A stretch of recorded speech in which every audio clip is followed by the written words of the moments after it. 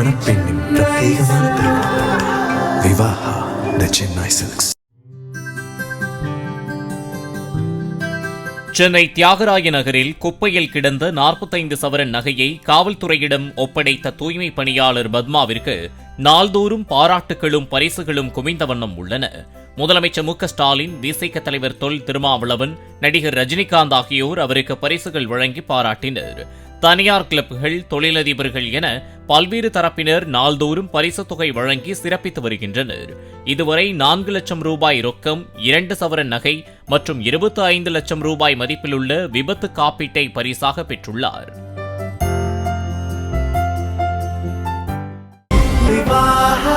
மணப்பெண்ணின் பிரத்யேகமான திருமணம். விவாஹா தி Chennai silks. Play store மற்றும் ஆப் ஸ்டோரில் இருந்து பாலிமர் செயலியை QR கோடு மூலம் பதிவிறக்கம் செய்யுங்கள். செய்திகளை உடனுக்குடன் பெறுங்கள்.